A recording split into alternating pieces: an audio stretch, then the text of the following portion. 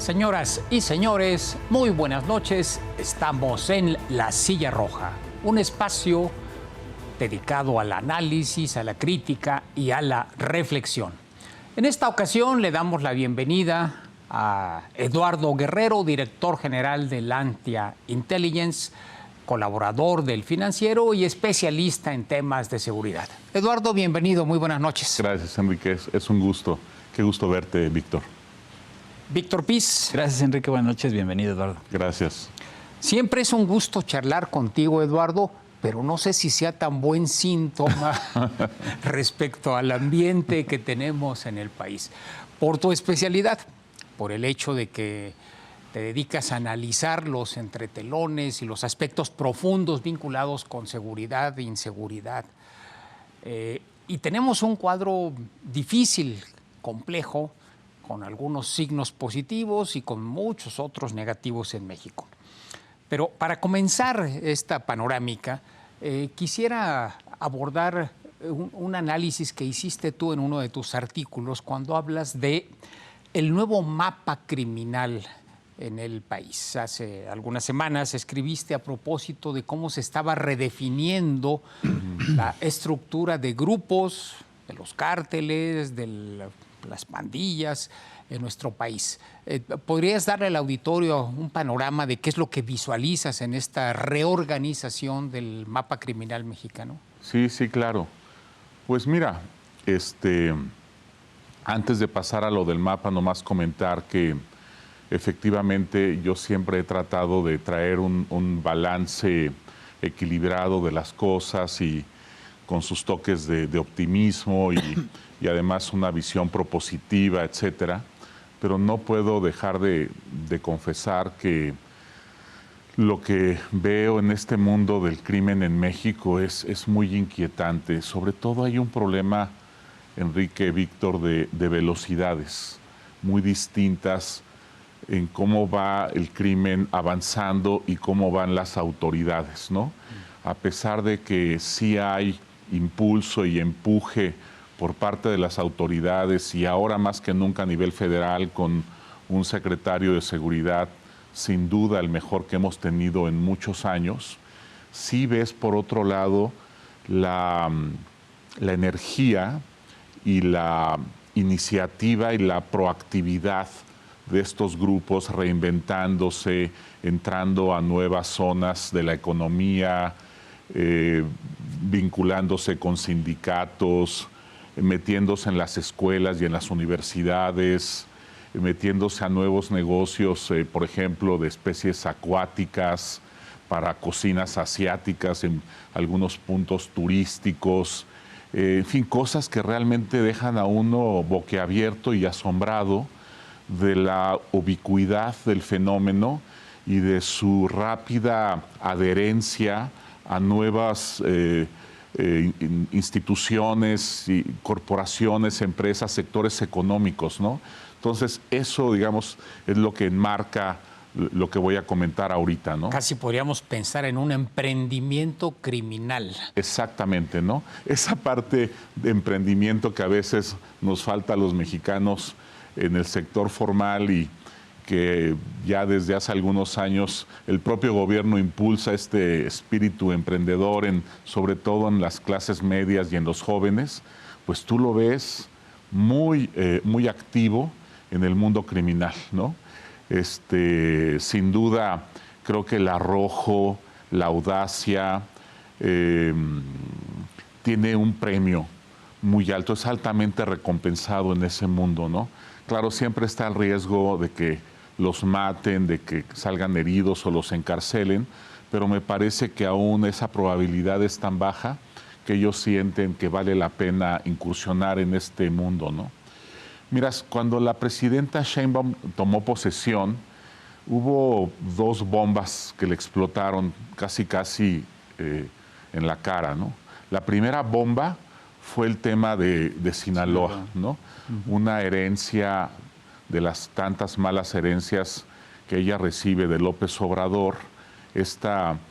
Aunque efectivamente fue Estados Unidos quien operó e indujo esta pues, extracción, porque no le podemos llamar secuestro, ¿no? En los secuestros se pide un rescate, aquí no hubo nadie pidió un rescate por él, simplemente se armó una emboscada, lo agarraron, lo subieron a una camioneta, luego una avioneta y se lo llevaron a un condado ahí en Nuevo México y después a Texas, ¿no? Esa operación tuvo que ver mucho con la resistencia, la pasividad del gobierno de López Obrador para entregar a ese capo, ¿no? A Ismael Zambada. Fue un capo que estuvo siendo solicitado insistentemente en la segunda mitad del sexenio de López Obrador por las autoridades como un, digamos, blanco de alto valor, con muchísima información para el tema del fentanilo. Y la verdad es que el gobierno mexicano se estuvo haciendo guaje, ¿no? Salidas así de, estuvimos a punto, llegamos y justo en ese momento se nos fue, y cositas así, ¿no? Pretextos uno tras otro, hasta que las autoridades estadounidenses se cansaron y dijeron, bueno, si no nos quieren dar ellos, pues tenemos capacidad para nosotros traerlo para acá, ¿no? Y armaron una operación que impecable, realmente nos dejaron viendo estrellitas. Y después López Obrador, el propio presidente, expresidente, pues insistía mucho en que él quería saber cómo le habían hecho, ¿no? Y que le pedía a Biden en aquel momento que le dijera y comentara el modus operandi de algo que sabemos de antemano que jamás nos van a revelar, porque justamente el valor y la eficacia de esas operaciones está en su confidencialidad, en su reserva, ¿no? Entonces, ese hecho sí cambió, fue un punto, digamos, de quiebre en la dinámica del mundo criminal mexicano reciente, ¿no? Fue un rompimiento que sí sigue causando un terremoto, un sismo al interior del crimen organizado y en el alineamiento de las organizaciones, de las mafias, muy grande, ¿no? Sinaloa, más o menos, para que se den una idea, contiene alrededor de 90 organizaciones de distinto tipo, ¿no? Mafias dedicadas a distintos tipos de negocios, algunas aliadas a la cúpula como socios y otros subordinados con una relación de jerarquía y que tratan a las familias Zambada y Guzmán como jefes. Pero son 90. Son 90 y hay unas como los Salazar, por ejemplo, que tienen presencia en 6 estados. Es un mundo muy, muy grande. Lo que pasó después de esta extracción del Mayo es que después de unas semanas de tensa calma, pues empezaron los enfrentamientos en Culiacán.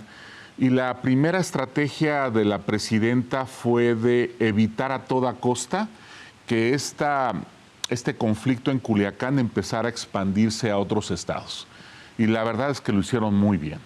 Afortunadamente esto sigue teniendo su epicentro en Culiacán. Ha tenido algunas repercusiones en Cajeme, en Hermosillo, Sonora, también en Tijuana, también en algunos puntos de Durango, Chihuahua, pero la verdad es que ha sido algo muy menor. No ha generado nuevas epidemias de violencia de gran intensidad. Los problemas de Tijuana y de Ciudad Juárez ya vienen desde antes, no son cuestiones de ahora. Y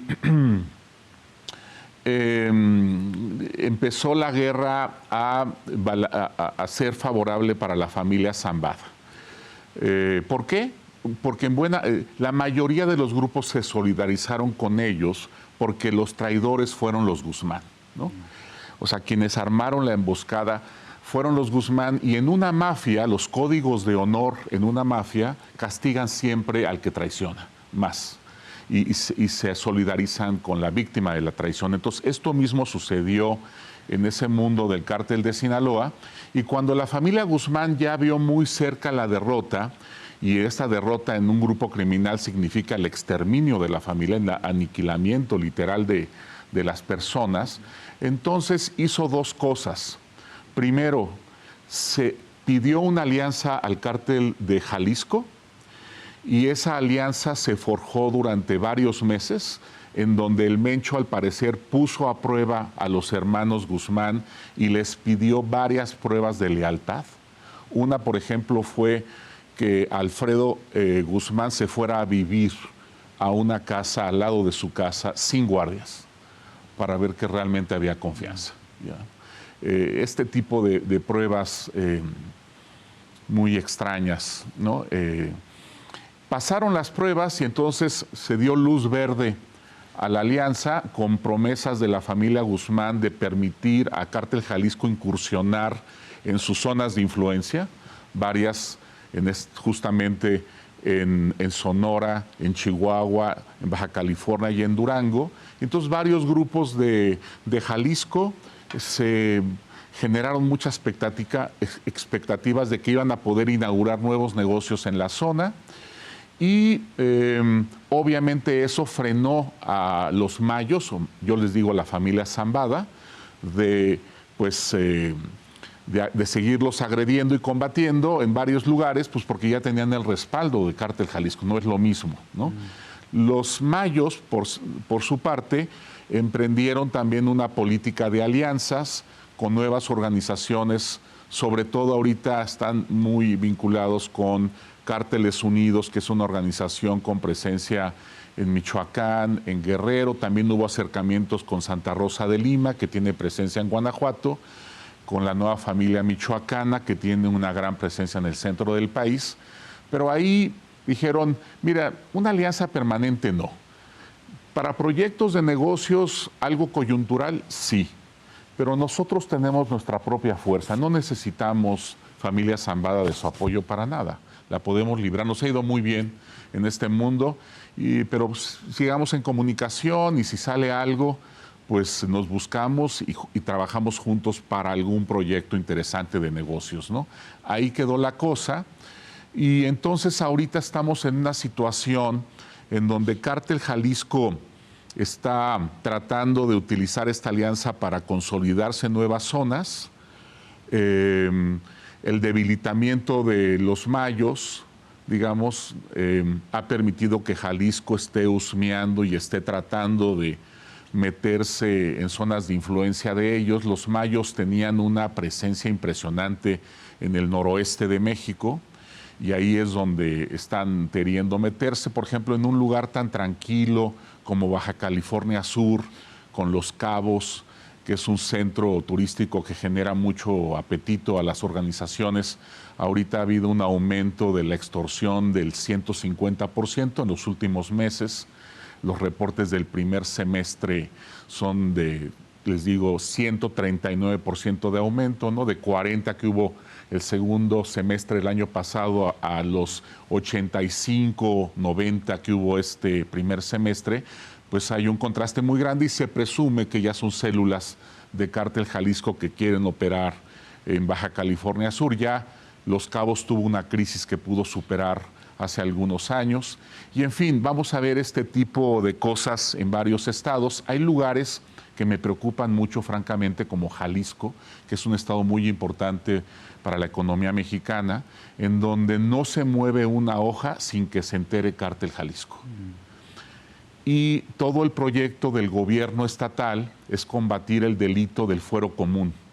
No hay un silencio tremendo sobre el tema del crimen organizado y la frase Cártel Jalisco Nueva Generación nunca es pronunciada por ninguna autoridad gubernamental, ¿no? Entonces, claramente no hay ninguna intención de combatir a ese cártel.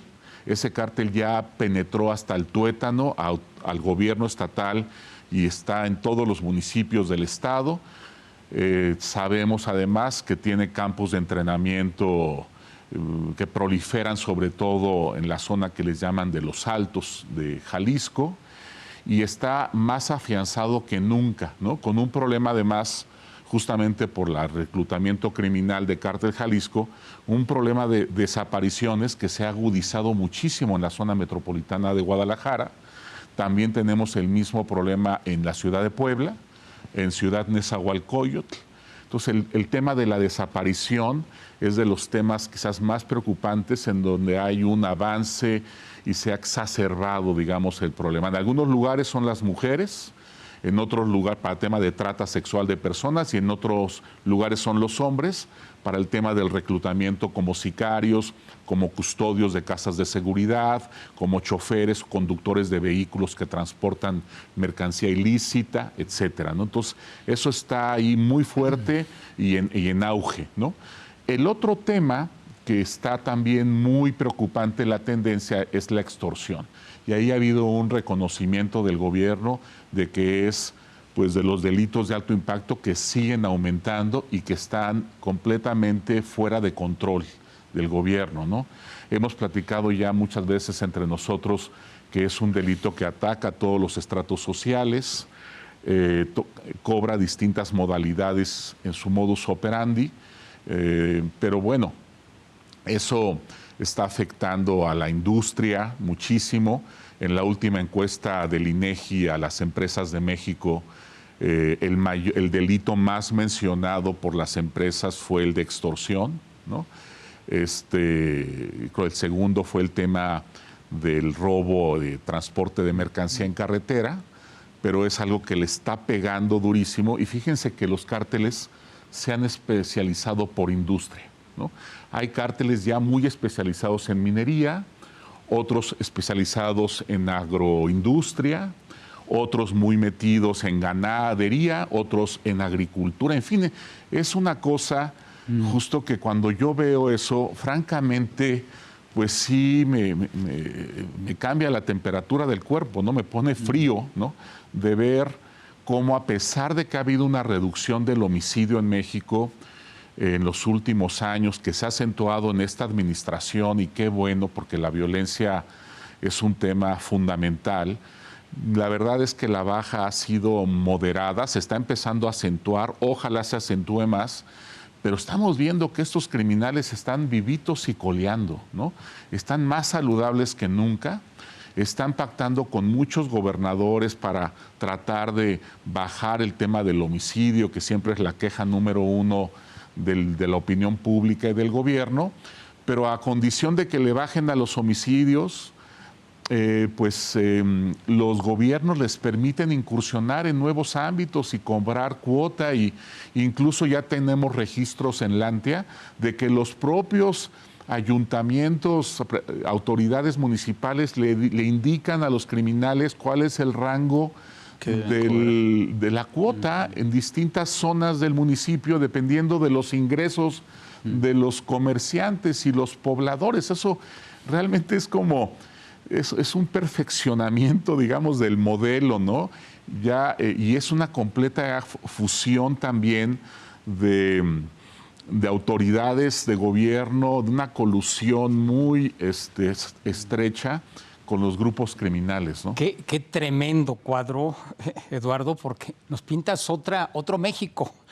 Nosotros que seguimos tendencias económicas, estás hablando casi de una economía que está en el subsuelo, que no acabamos de ver, este mundo de la criminalidad. Exacto. Víctor. Sí, no, pues un poco en línea con lo que vienes comentando, decías hace un momento que pues sí se ve el empuje que ha tenido el gobierno de la presidenta Sheinbaum por combatir a los grupos criminales, pero al mismo tiempo hablas de este impulso que están teniendo estos grupos en distintos puntos del país. La pregunta que te quiero hacer, porque estamos a días de llegar al 1 de octubre, que es justo cuando la presidenta cumple un año en el gobierno, ¿cuál es el balance que tú haces de la política de seguridad? Digo, lo comento porque justo en la semana le preguntaron si había rompimiento con AMLO por el cambio que ha dado ella en la política y la estrategia de seguridad, que evidentemente es perceptible. ¿Qué balance tienes tú a un año de gobierno? Mira, yo la verdad pienso que las cosas se están haciendo mucho mejor que antes, por muchas condiciones únicas de esta administración que tienen que ver con el hecho de que este secretario de Seguridad, Omar García, es parte del primer círculo presidencial, tiene una comunicación muy fluida con los gobernadores, hay un convencimiento de las autoridades subnacionales y de los empresarios, de una gran coordinación en la materia. Entonces eso como que ha agilizado las cosas, ha sido como que la máquina está más engrasada, y el hecho además de que estén privilegiando la inteligencia y la investigación criminal, obviamente ha elevado la eficacia en los arrestos, ¿no? Para que tengan una idea, durante todo el sexenio de López Obrador se arrestaron aproximadamente a 12.500 criminales de alto perfil. 12.500 en 6 años. Aquí en 11 meses llevamos más de 30.000 en 11 meses. Entonces creo que esa cifra por sí misma es muy elocuente del gran contraste que hay en las dos estrategias. Este nuevo gobierno es mucho más confrontativo, tiene mucho más información y capacidad de arresto.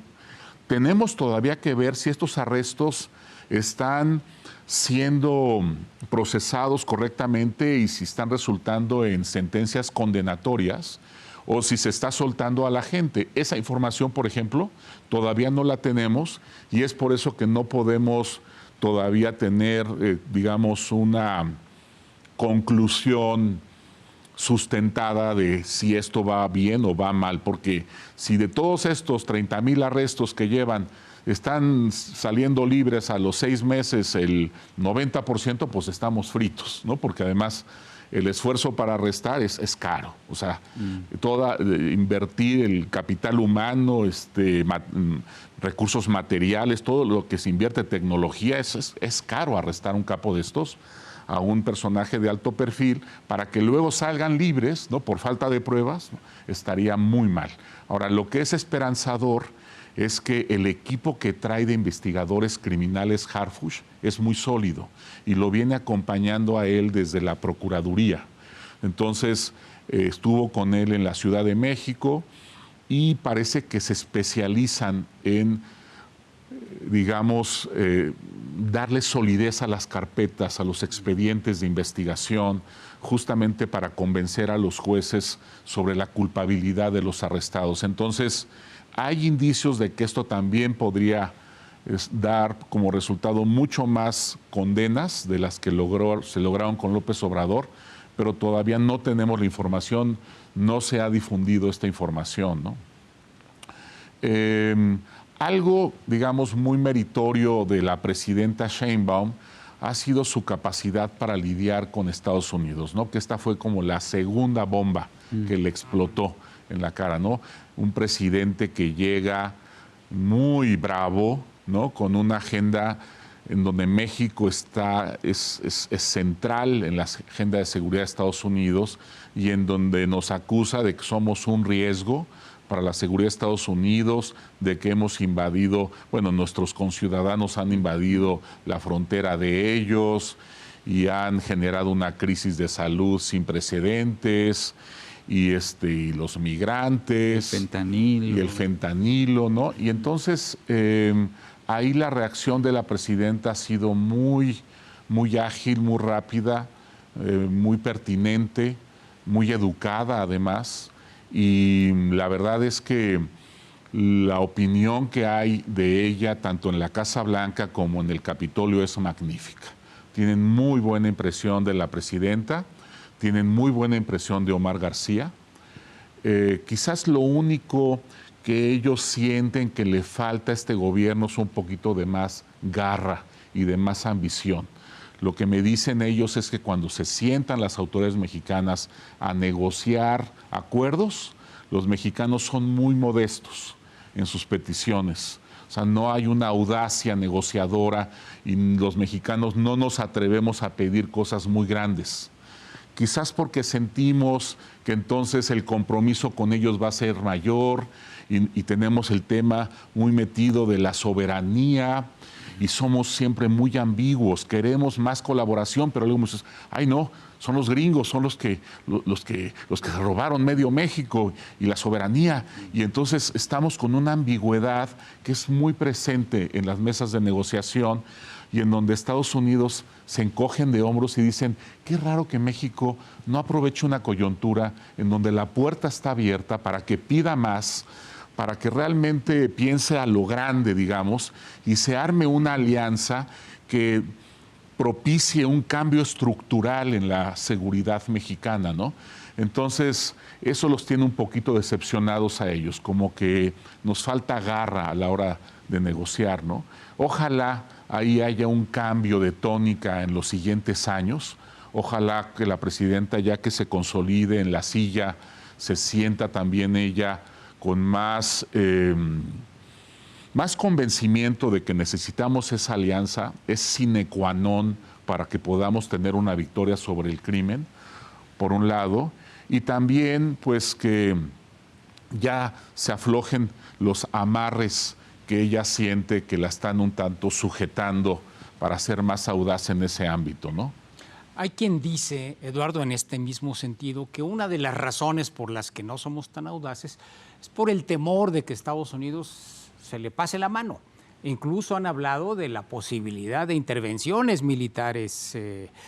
Han surgido filtraciones que hablan de planes que visualizan intervenciones quirúrgicas, digamos, para extraer, ya no a través de una trampa como la que tendieron en el caso del Mayo Zambada, sino directamente un operativo de un grupo de élite para llevarse a personajes desde México. ¿Es esto cierto o es una mitología que circula?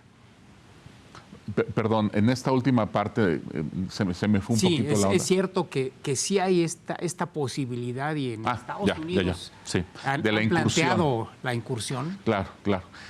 Mira, a mí lo que me han dicho autoridades americanas de buen nivel y académicos y gente que trabaja, por ejemplo, en el Colegio de Defensa de Estados Unidos, me han dicho, mira, estamos conscientes de que México ha hecho un gran esfuerzo. No estamos completamente satisfechos porque no le ha pegado ni a los políticos, sobre todo a los políticos que están muy vinculados con el crimen y sentimos que eso es indispensable para realmente debilitar a las grandes redes criminales mexicanas, ¿no? Por otra parte, la verdad es que pensar en una incursión militar de Estados Unidos a México me pareciera tal aberración dada la colaboración que ha mostrado, la disposición a colaborar de la presidenta Sheinbaum y lo que se ha logrado en estos 11 meses.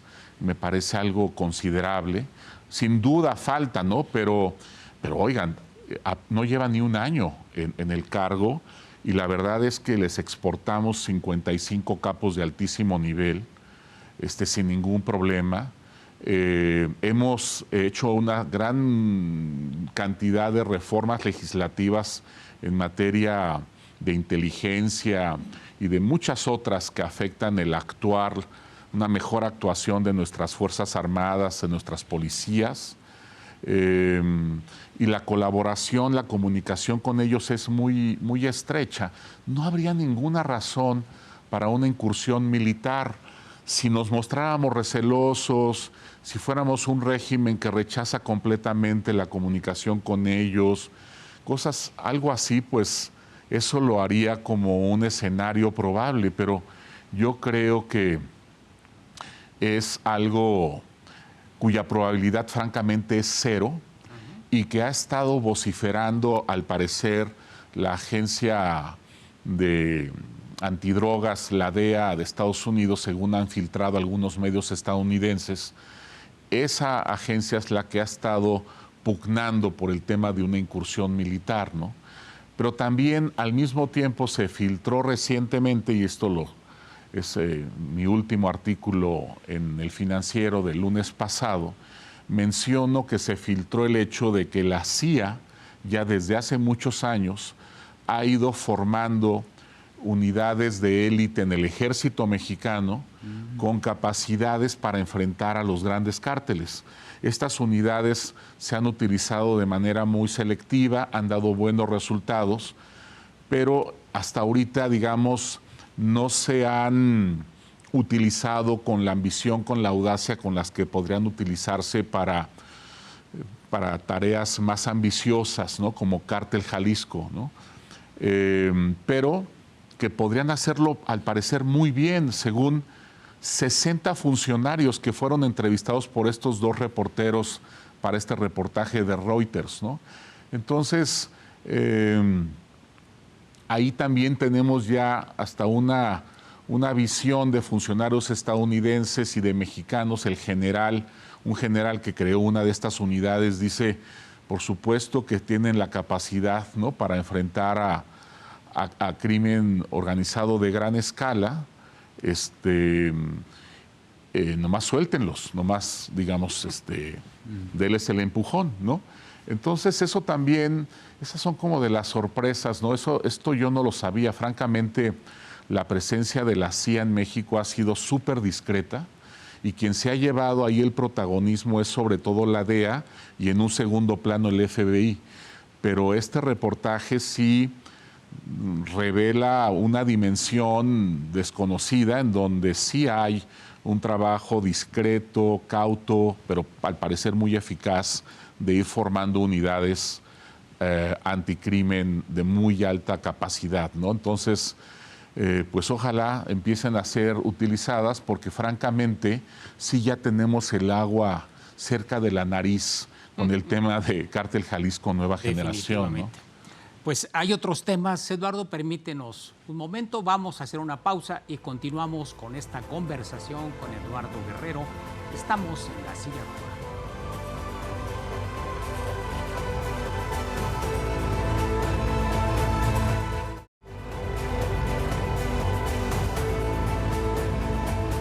Regresamos a esta conversación con Eduardo Guerrero. Eduardo, otro de los temas que están en la coyuntura es el asunto de Tabasco, particularmente la aprehensión en Paraguay, bueno, la expulsión primero y aprehensión luego en México de Hernán Bermúdez Requena, el exsecretario de Seguridad Pública en Tabasco. Y las implicaciones que esto tiene con un personaje de alto perfil en la política mexicana, que es el exsecretario de Gobernación, coordinador de los senadores de Morena, Adán Augusto López. ¿Cómo ves tú este cuadro? ¿Qué nos está diciendo respecto a la barredora y la relación que tiene con el poder político, sea el poder local o ahora incluso a nivel federal? Sí, mira, este es un esquema que ya podemos ver en otros casos en México, en otros gobiernos estatales previamente, que es un esquema en donde básicamente llega un gobernador y le encomienda a un agente de confianza que negocie con los grupos criminales para que bajen los delitos, ¿no? El esquema como esto se lleva a cabo, pues depende del panorama, del ecosistema criminal del Estado, ¿no? En este caso, por ejemplo, pues se escogieron a la Barredora, que era un grupo preexistente. He leído yo en algunos diarios que la Barredora la creó la gente, el equipo de Adán Augusto. Eso no es cierto. La Barredora existe desde hace muchos años y fue un desprendimiento de la organización de los Beltrán Leiva y tiene una presencia más o menos amplia en todo el Golfo de México, pero en este estado en particular fue la célula delictiva que ellos seleccionaron para empoderarla y para que se convirtiera en hegemónica y justamente con eso se redujera la competencia entre las organizaciones criminales, que es lo que genera, es el motor de la violencia, ¿no? Entonces, en el mundo criminal lo que tú debes procurar son monopolios, al revés de como es en la economía formal, en donde procuramos para mayor eficiencia económica la competencia, ¿no? Entonces, con esta idea es que se implementa la estrategia. El encargado de implementarla es Hernán Bermúdez Requena y lo hace muy bien porque fíjense que el gobierno que dejó el gobernador previo... ¿El interino? El gobernador que antecedió a Adán Augusto dejó el Estado incendiado. Había una ola de violencia tremenda,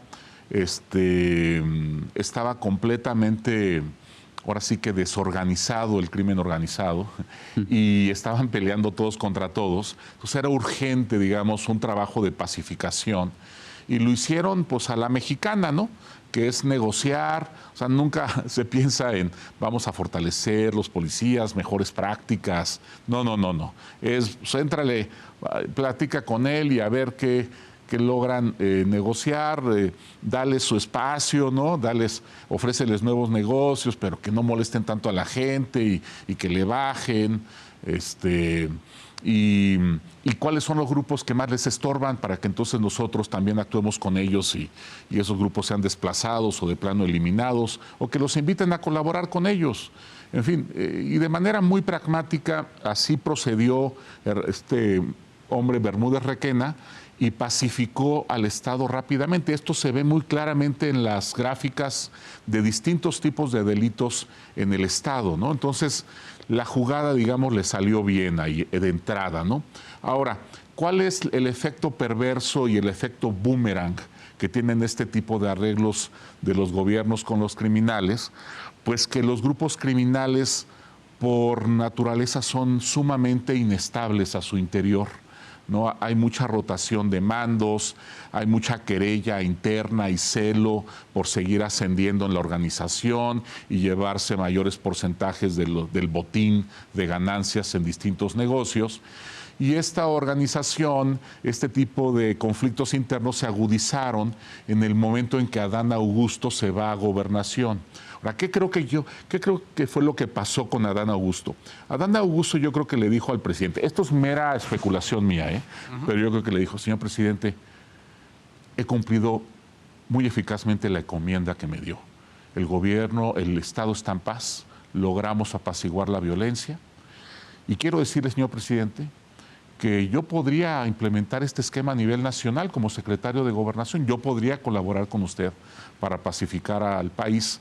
El ejercicio, el trabajo que hemos realizado en el Estado ha dado muy buenos resultados. Entonces, probablemente el presidente dijo, pues sí, efectivamente, pues vente, te invito como secretario de Gobernación y desde ahí vemos, ¿no? Entonces, ya que está como secretario de Gobernación, Augusto le llama a Bermúdez y le dice, oye, soy secretario de Gobernación, esto me hace presidenciable. Entonces necesitamos empezar a ver cómo vamos a financiar una campaña electoral. Entonces te sugiero que hables con nuestros amigos de la barredora y veamos qué negocitos nos pueden ayudar para ir armando un guardadito en caso de que yo fuera candidato. Y bueno, de hecho, para llegar a ser candidato, pues vamos a necesitar ahí un guardadito. Y yo creo que esa fue la encomienda que propició que este Bermúdez Requena se metiera de lleno justamente en el liderazgo de la organización con su equipo, porque tenía un equipo de investigadores criminales y de policías que se metieron también de lleno como líderes de la barredora, Ulises Pinto, entre otros, ¿no? Y yo creo que ahí fue cuando Merino, Carlos Manuel Merino, el gobernador interino, se dio cuenta del esquema y no le gustó. ¿No? Y dijo, esto suena muy mal, esto huele muy mal. Y yo creo que ahí él tuvo conflicto con Bermúdez Requena, y le pidió la renuncia y hubo un forcejeo y un rompimiento de los acuerdos previos y las cosas empezaron a ir muy mal, incluso antes de que llegara May, la candidatura de May, que resultó ser la triunfante en la elección estatal. Entonces las cosas se descompusieron y ahí viene el tema de los Wikileaks, en donde tenemos filtraciones también, en donde hay reportes militares que hablan del involucramiento del secretario de Seguridad de Tabasco en el tema del huachicol y su involucramiento en el liderazgo de la barredora, etcétera.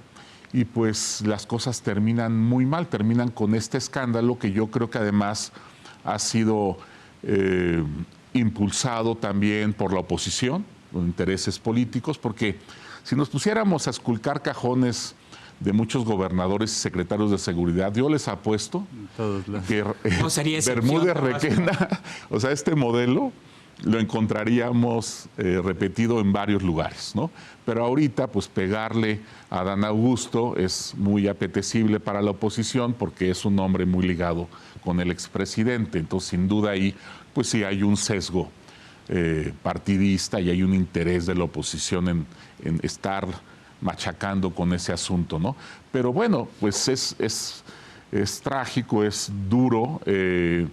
Yo nomás lo único que quiero subrayar es que es algo que sucede repetidamente en varios estados, no solamente en Tabasco. Solo pensemos, por ejemplo, en Edgar Vieitia, el que fue fiscal en Nayarit. No, ese hombre era el fiscal, también llega como fiscal, bajan mágicamente todos los homicidios en Nayarit.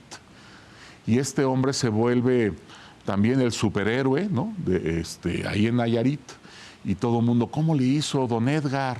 Pues ya ven, hay que trabajarle duro, etcétera. Y después sale pues que Edgar Vieitia se había convertido también en el líder de una organización criminal, una célula que vinculada al cártel de Sinaloa.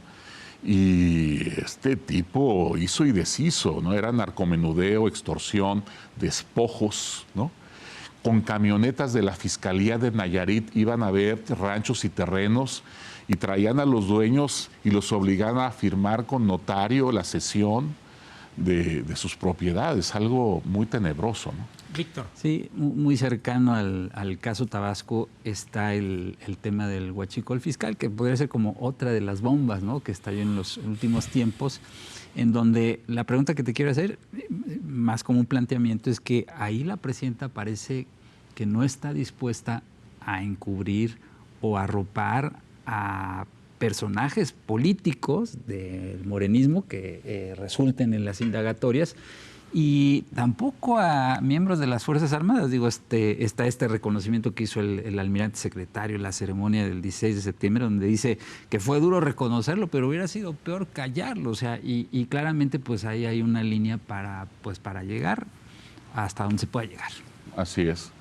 Mira, quienes conocen de cerca a la presidenta me han dicho que ella, en contraste con López Obrador, es mucho más dura y mucho más inflexible con el tema de la corrupción.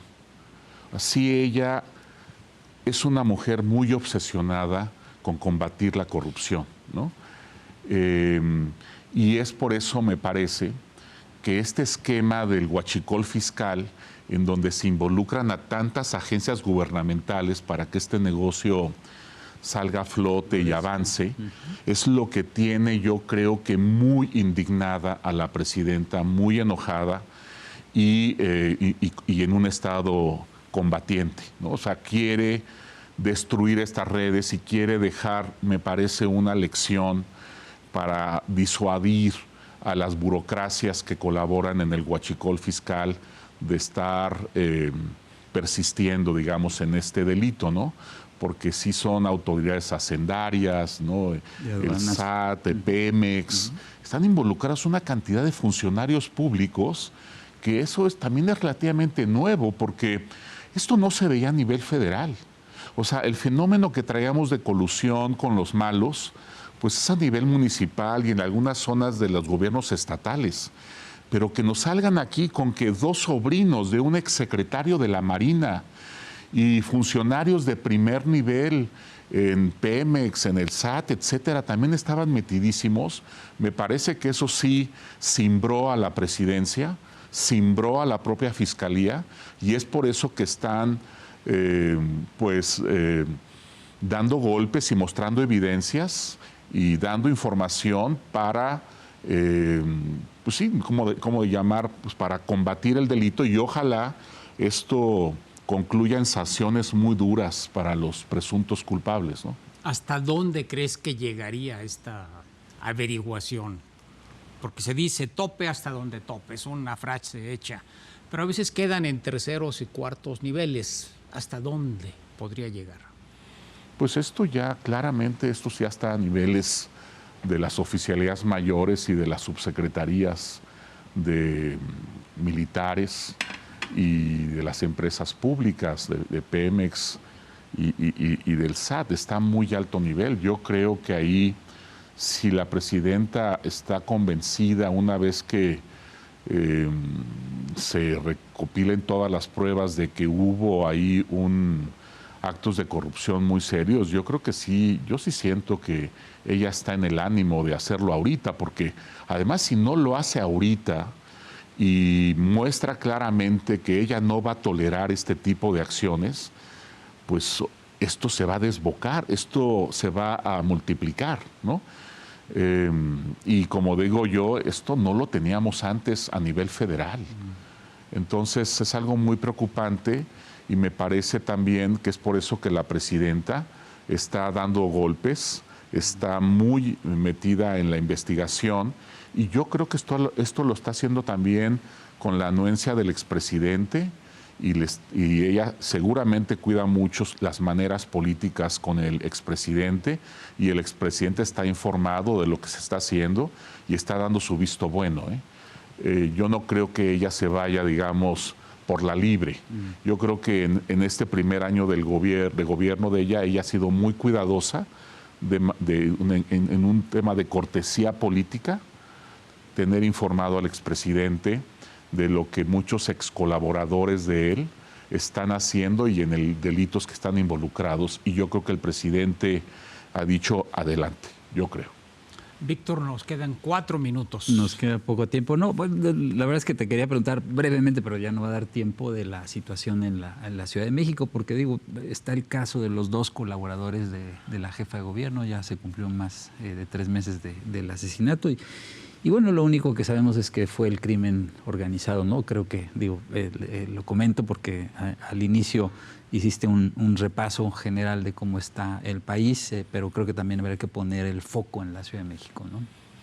Sí, mira, la Ciudad de México sigue siendo una ciudad muy segura, un islote, un casi oasis rodeado de cosas terribles en el Estado de México, en Puebla, en Morelos, etcétera. La verdad es que la Ciudad de México sigue estando robusta en materia de seguridad, incluso en los últimos meses ha seguido bajando el homicidio, pero sí hay, y yo creo que en algunas alcaldías, sobre todo las vecinas al Estado de México, pienso en la Gustavo Amadero, en Venustiano Carranza, Iztapalapa, sí hay una densidad criminal que también está muy robusta y creo que varias acciones de la jefa de gobierno, operativos en varios giros negros, afectaron intereses de una organización criminal muy importante. Yo creo que es Cártel Jalisco y yo creo que ellos fueron los que perpetraron esta acción por el nivel de sofisticación que nos hemos ido dando cuenta de cómo la armaron, ¿no? O sea, estuvieron involucradas decenas de personas en la planeación, fueron varias veces a un reconocimiento de la zona, ver el movimiento, tiempos, horarios, todo. Lo planearon muy bien, la ejecución fue impecable y eso me hace pensar, pues sin duda, en la organización más poderosa y sofisticada criminal que tenemos en México, ¿no? Y es por eso que yo creo que se han tardado en dar resultados, están siendo muy cuidadosos. Ojalá nos den resultados pronto porque sí hay una gran expectativa y pues es muy peligroso y muy dañino que no haya respuestas claras y prontas cuando se da un golpe de este nivel, ¿no? En el primer círculo de la jefa de gobierno, ¿no? Eduardo, pues se nos quedan muchas cosas en el tintero, que es un panorama diverso, complejo, con estos claroscuros que señalas, tal vez una política que tiene posibilidades, que necesita disciplina, capacidad de ejecución, coordinación, y un mundo criminal que se diversifica, se reinventa, se desborda en algunas ocasiones. Vamos a tener que seguir platicando. Lamentablemente te vamos a tener que volver a invitar para volver a hacer este recorrido. Te agradecemos mucho que nos permitas acercarnos a este México desconocido para muchos, que pues está cada vez más involucrado en nuestras vidas cotidianas. No, hombre, encantado de seguir conversando, Enrique. Siempre es un gusto verlos a los dos, Víctor. Y aquí estoy a las órdenes. Mil gracias. Víctor Piz. Gracias, Enrique. Buenas noches. Y sobre todo, buenas noches a ustedes. Gracias por su atención. Le invitamos a la próxima edición de La Silla Roja. Muy buenas noches.